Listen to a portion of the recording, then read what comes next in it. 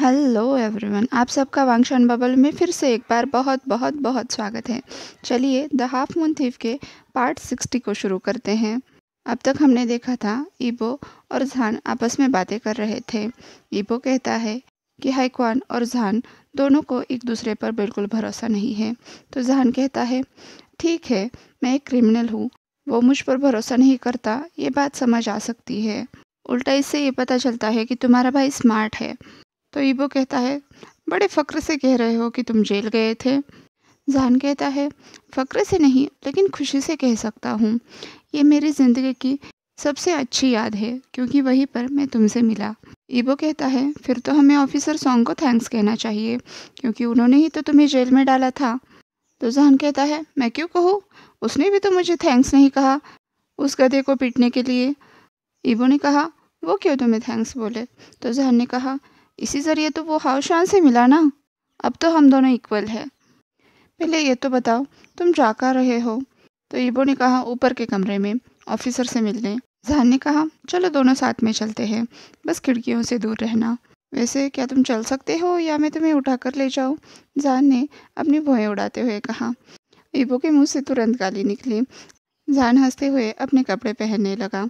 Love you ईबो कहते हुए जहान ने ईबो के फोरहेड पर किस किया। तो ईबो ने कहा, देखते हैं तुम्हारा प्यार कब तक टिकता है अगर मैं तुमसे ये कहूँ कि नो सेक्स फॉर 3 मंथ्स। ईबो दरवाजे की तरफ चल दिया। उसके पीछे भागता हुआ जहान बोलने लगा, ईबो तुम मजाक कर रहे हो, है ना। इधर सोंगजियांग जब नींद से उठा तो उसे बिल्कुल रिफ्रेश फील हो रहा था, जैसे उसका अभी अभी जन्म हुआ हो। पर अगले ही पल उसकी खुशी पेन में बदल गई क्योंकि हाओशान उसे बहुत बुरी तरह से स्क्वीज कर रहा था। जियांग को यकीन नहीं हो रहा था उसने इस बंदे को सेकंड चांस दिया है। हाओशान ने उसे फिर से एक बार दबोच लिया। तो जियांग चिल्लाया, क्या मुझे दबाकर ही मारना चाहते हो बेवकूफ़। जियांग ने हाओशान के फोरहेड पर चपेट भी लगाई, लेकिन कोई फर्क नहीं पड़ा। हाओशान कुछ तो बुदबुदाया लेकिन जियांग के समझ में नहीं आया। बड़ी मुश्किल से जियांग उसकी पकड़ से छूटा और उसके हाथ में एक पिलो दे दी। हाओशान ने तुरंत उस पिलो को भी बिल्कुल जियांग की ही तरह स्क्वीज कर दिया। आंखें रोल करता हुआ जियांग बोला, ये तो बिल्कुल जायंट बेबी है। जियांग ने अब शावर लेने का सोचा।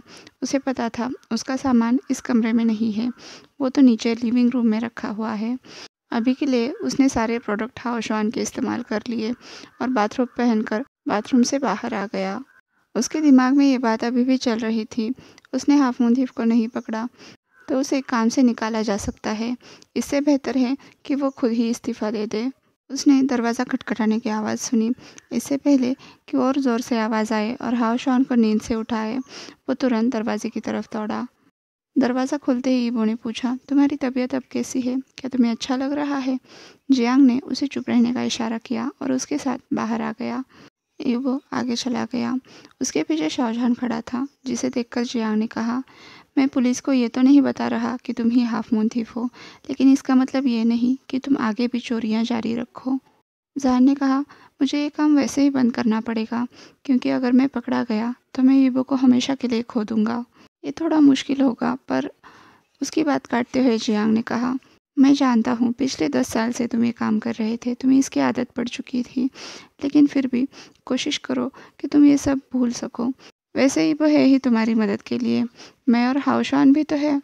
अब तीनों भी नीचे की तरफ चलने लगे। फिर जियांग रुक कर बोला, क्या ईबो को पता है कि तुम बाकियों के साथ भी फ्लर्ट करते हो। इसे तुरंत रोक दो तो बेहतर होगा, मैं भी तुम में बिल्कुल इंटरेस्टेड नहीं हूँ। तो जहान ने कहा, फ्लर्ट और तुम्हारे साथ, क्या बकवास कर रहे हो। जब से मैं ईबो से प्यार करने लगा हो मैंने किसी के भी साथ फ्लर्ट नहीं किया, चाहे तुम कितने भी गुड लुकिंग क्यों ना हो, मुझे तुम में बिल्कुल इंटरेस्ट नहीं है। जियांग ने कहा, तो फिर तुमने मुझे किस क्यों किया था। क्या, जहान ने पूछा। तो जियांग ने कहा, हाँ, तब हाफ मून भी नहीं था, फिर भी तुम आए थे। किस किया, ओह अब समझा, वो मैं नहीं हाओशान था। उसने एक दिन मुझसे मेरा कॉस्ट्यूम बोरो किया था। तुम उसे बहुत इग्नोर कर रहे थे, इसलिए शायद वो तुम्हारा अटेंशन पाना चाहता था। हाओशान, जियांग ने शौक होते हुए पूछा। जहान ने कहा, उस पर गुस्सा मत करो, अगर ईबो मुझसे भागता रहता तो शायद मैं भी यही करता। जियांग सोचने लगा, क्या उसने ये भी झूठ बोला था। उसने तो कहा था कि उसने बस एक बार झूठ बोला है, पता नहीं और कितने झूठ बोले हैं। उसे तो सज़ा मिलनी ही चाहिए। अब जियांग कपड़े पहनकर बाहर आया तो उसने ईबो और जहान की बातें सुनी। ईबो ने पूछा, जब तुम दोनों खाना ही नहीं बनाते तो फ्रिज इतना फुल क्यों है? तो जहान ने कहा, लूसी हमेशा खाना पकाती है और वो कंप्लेन ना करे इसलिए हम फ्रिज को हमेशा भरा हुआ रखते हैं।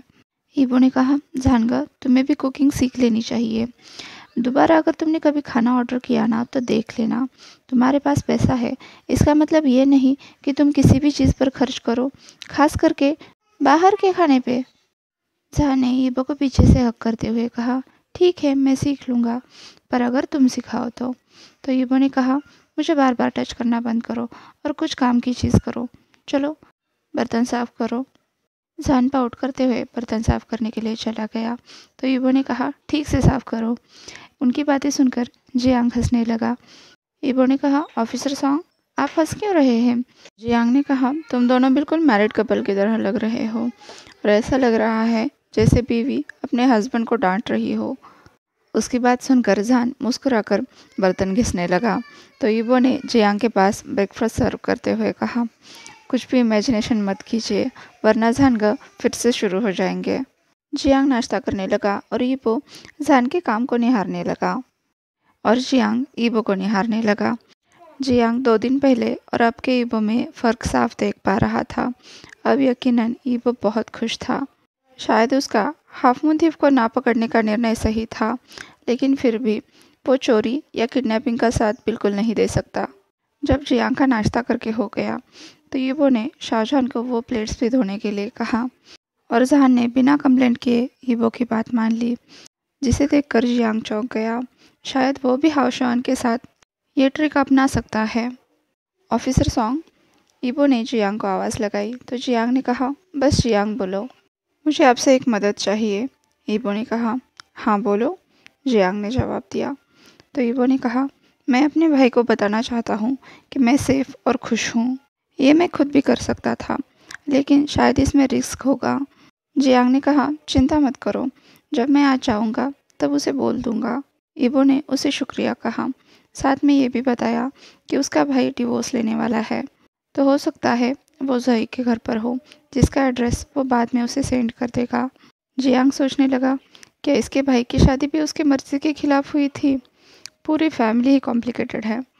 अब जियांग आसपास की चीज़ें निहारने लगा। ये घर बहुत बड़ा था। शायद चोरी ही शाहजहान की कमाई का सोर्स था। तभी उसने दीवार पर एक पेंटिंग लटकी हुई पाई। उसने शाहजहां से पूछा, तो तुम्हें भी आर्ट्स में इंटरेस्ट है, इसलिए इसे भी चुराया है? तो शाहजहां ने कहा, हो ही नहीं सकता। जियांग ने पूछा, कैसे? तो शाहजहां ने कहा, क्योंकि मैंने खुद इसे बनाया है। जियांग को इस पर यकीन नहीं हुआ। तो शाहजहां ने कहा, मैं काफ़ी अच्छा ड्रॉ करता हूँ, मेरी काफ़ी सारी पेंटिंग्स बिक चुकी है। ईबो ने कहा, हाँ, जब हम ज़ोई के घर पर गए थे तब तुमने ये बताया था। तुम्हारा स्टेज नेम क्या है? सियन, जहान ने जवाब दिया। ईबो ने कहा, मैं तो सोच भी नहीं सकता कि तुम इतनी अच्छी ड्राइंग कर लेते हो। मुझे ये बताओ, अब तक तुमने कितनी पेंटिंग्स बनाई है? रुको 1 मिनट, जहान ने कहा और वो वहाँ से चला गया। जियांग ने कहा, मुझे नहीं लगता था कि वो इतना अच्छा पेंट करता होगा। तो ईबो ने कहा, चलो, चोरी के अलावा वो कुछ तो अच्छा कर लेता है। दोनों हंसने लगे। तभी शाहजहान वापस आ गया। उसके हाथ में एक डायरी जैसी चीज़ थी। उसने वो उनके सामने रखते हुए कहा, ये देखो, ये मेरी पेंटिंग्स हैं। ईबो ने उसे खोलकर देखा। वो करीब 100 के आसपास होगी, जिनमें से काफ़ी सारी बिक चुकी थी, कुछ अभी बिकनी बाकी थी। उन पेंटिंग्स की प्राइस और क्वांटिटी के हिसाब से देखा जाए तो शाहजहान चाइना का सबसे अमीर आदमी हो सकता है। ये बात शाहजहान ने भी बताई कि उसने अपनी पेंटिंग से कमाए हुए सभी पैसे अभी तक सेव करके रखे हैं। इस हिसाब से वो चाइना का सबसे अमीर आदमी है। जियांग ने पूछा, फिर तुम अपनी चुराई हुई चीज़ों का क्या करते हो? जहान ने कहा, मैंने उनमें से कुछ भी नहीं बेचा, ना ही मैंने उन्हें बेचने के लिए चुराया है। जियांग ने उस कैटलॉग को ध्यान से देखते हुए कहा, मैंने डेफिनेटली इनमें से कुछ पेंटिंग्स तो देखी है। तो जहान ने कहा, हो ही नहीं सकता।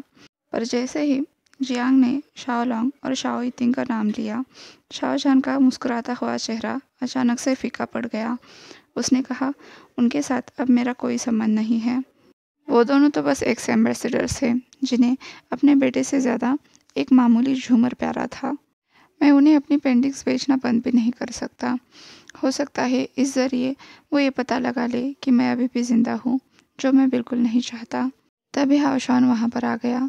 उसने आते ही जियांग के फोरहेड पर किस करते हुए पूछा, तुम कैसे हो? जियांग ने कहा, मैं ठीक हूँ। तो हाओशान खुश हो गया। उसने ईबो और जान की तरफ देखा, जो उन दोनों की तरफ देखकर मुस्कुरा रहे थे। जियांग तुरंत खड़ा हो गया और ईबो से कहा, मैं चलता हूँ। आते वक्त मैं तुम्हारे भाई से मिलकर आऊँगा। तो हाओशान ने कहा, मैं भी तुम्हारे साथ चलूँगा। जियांग ने कहा, मैं खुद जा सकता हूँ। हाओशान ने कहा, हाँ पर मैं हर मिनट तुम्हारे साथ रहना चाहता हूँ। शाहजहां ने कहा, हाँ, ये कहो ना कि तुम्हें डर लग रहा है कि ये कहीं फिर से भाग न जाए। हाओशान ने कहा, ऐसा बिल्कुल नहीं है, बस मैं इससे बहुत ज़्यादा प्यार करता हूँ। क्या ये गुनाह है? और मैं लव, अगर तुम सच में चाहते हो कि मैं यहाँ पर रुक जाऊँ तो मैं रुक जाता हूँ। जियांग ने कहा, फॉलो मी इडियट। जब जियांग जोई के घर पर पहुंचा, वो अपनी पीठ पर हाओशान की नज़रें महसूस कर पा रहा था, जिसे उसने गाड़ी में रुकने के लिए कहा था, जो पाउट बनाकर अभी भी गाड़ी में बैठा हुआ जियांग को ताक रहा था। जोई ने दरवाज़ा खोला तो जियांग ने कहा, क्या मैं मिस्टर हाइक्वान से बात कर सकता हूँ? जोई के बुलाते ही तुरंत हाइक्वान वहाँ पर आ गया। उसने कहा, ऑफिसर सॉन्ग, आप यहाँ पर कैसे? क्या? जियांग ने कहा, क्या हम अकेले में बात कर सकते हैं? अब हाइक्वान ने युआन को नीचे उतारते हुए अपनी मम्मी के पास जाकर खेलने के लिए कहा। अब हाइक्वान ने पूछा, क्या बात है जो आप बाकियों के सामने मेरे साथ नहीं कर सकते? तो जियांग ने कहा, मेरे पास आपके लिए एक मैसेज है। आप ईबो के लिए परेशान होना बंद कर दें। क्यों? हाइक्वान ने पूछा। जियांग ने कहा, ईबो ठीक है और आपके उसे ढूंढते रहने से कुछ भी बदलने नहीं वाला। वो नहीं चाहता कि कोई उसे ढूंढे और मैं ये दावे से कह सकता हूँ कि आपको इसकी वजह पता होगी। तो आप रिलैक्स हो जाइए। और हाँ, वो खुश है कि आपको डिवोर्स मिल रहा है। हाइक्वान थोड़ी देर तक जियांग की तरफ देखता रहा, फिर बोला, क्या वो खुश है? जियांग ने हाँ में सिर हिलाया और वो जाने के लिए मुड़ा। तो हाइक्वान ने उसे आवाज़ लगाते हुए कहा, ईबो से कहना अगर उसे टाइम हो तो वो लंदन में आकर मुझसे मिल सकता है। और हाँ, शाहजहां से कहना कि उसे भी बुलाया है। जियांग ने सरप्राइज होकर हाइक्वान की तरफ देखा और हाइक्वान ने आंख मारते हुए दरवाज़ा बंद कर दिया। इसके बाद जियांग हाओशान को लेकर उसके अपार्टमेंट में चला गया। हाओशान तो जाना नहीं चाहता था, लेकिन जियांग की जिद के आगे उसकी कुछ नहीं चली। जियांग अपने पड़ोसियों से चोरी छुपे अपने अपार्टमेंट में चला गया। जब उसने अपने अपार्टमेंट को उसी हालत में पाया, तब हाओशान से कहा कि यहाँ पर कुछ भी नहीं है, चलो वापस चलते हैं। वापस जाते वक्त उसके एक पड़ोसी ने उसे पकड़ा और उसे थैंक्स कहा वैकेशन के लिए। अब जाकर जियांग को पता चला कि हाओशान ने सभी पड़ोसियों को 2 दिन तक बाहर भेज दिया था। पहले तो उसे हाओशान की बातों पर यकीन नहीं था, लेकिन अब जाकर यकीन हुआ। हाओशान ने उसे एक और झूठ बोला था। जियांग गुस्से में कार के पास वापस चला गया। उसके आते ही हाओशान ने उसे वेलकम करते हुए कहा, क्या आप घर चल सकते हैं? जियांग ने उससे पूछा, तुमने कितनी बार झूठ बोला? तो हाओशान ने कहा, क्या घर जाकर हम इसके बारे में बात नहीं कर सकते? तो जियांग ने कहा, क्यों नहीं, ज़रूर।